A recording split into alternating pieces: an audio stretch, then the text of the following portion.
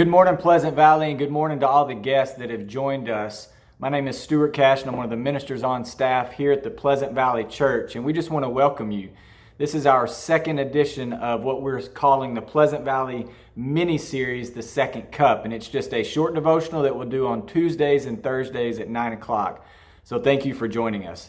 At any time, if you have a comment, you can comment below, or if any of you would like prayers during this difficult season, please call the church or let us know. We'd love to pray with you and be there for you.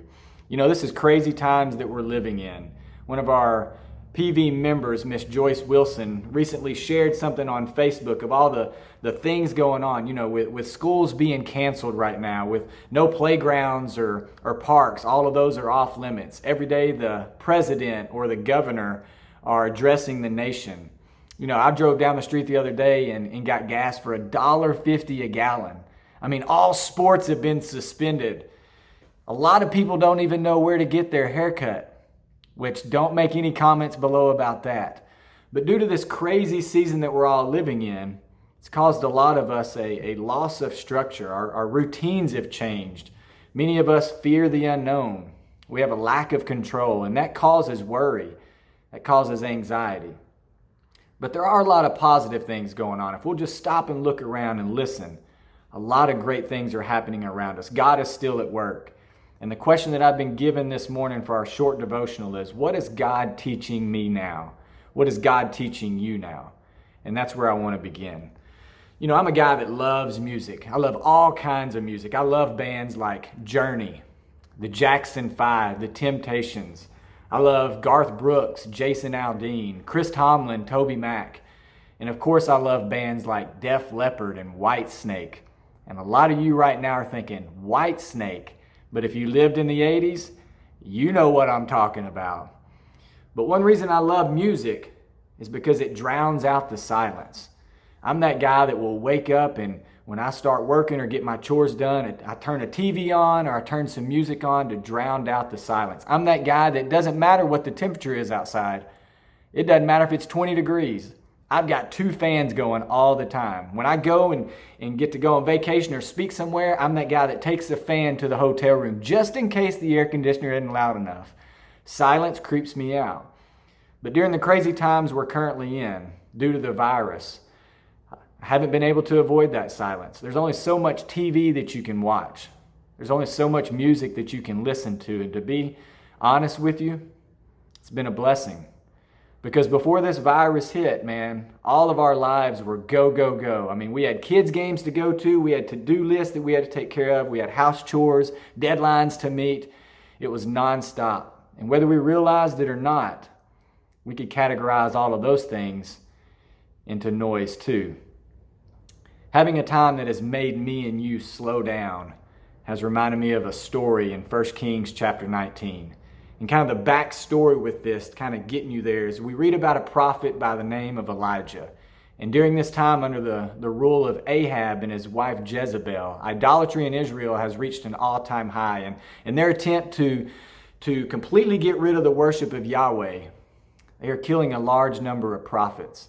And Elijah, being a prophet of God, obviously this scares him. And so he finds himself in the desert with a lot of pressure. He finds himself in the desert where he is scared, he's lost, and he's alone. And so the Lord tells him, go to the mountain, I'll meet you on the mountain. And in 1 Kings 19, starting with verse 9, it says that, then a great and powerful wind tore the mountains apart and shattered the rocks before the Lord.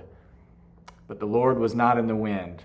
And after the wind came an earthquake, but the Lord was not in the earthquake. And after the earthquake came fire, but the Lord was not in the fire. But after the fire came a gentle whisper. And when Elijah heard this, he pulled his cloak over his face and he went out and stood at the mouth of the cave.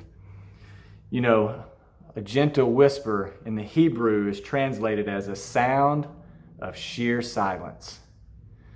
This time we're all living through right now, with no school, with many aren't able to work, many are struggling to pay bills. Some have health issues. We're fearing the unknown. There's no doubt it's different in tough times that we're living through. Many of us too can relate to Elijah, can't we? Many of us are scared. Many of us are lost. many of us feel alone. But the beautiful part of this story in 1 Kings 19 is once Elijah was able to get away from all the noise, and he was able to get up on that mountain and spend time in silence with God, God replaced that fear. He replaced that worry. He replaced that loneliness with courage, with strength, and with love. That was exactly what Elijah needed to carry on and move forward. What about you this morning? What about you?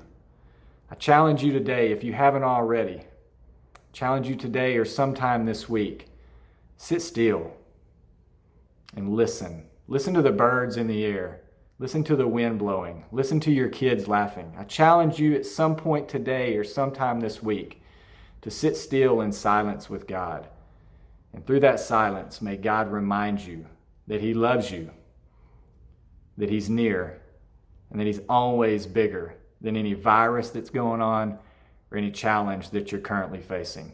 And just like Elijah, in that silence, may your fear, your worry, your loneliness be replaced with courage, with strength, and love in a way that only God can do it.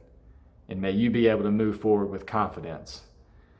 And so this morning I leave you with a question.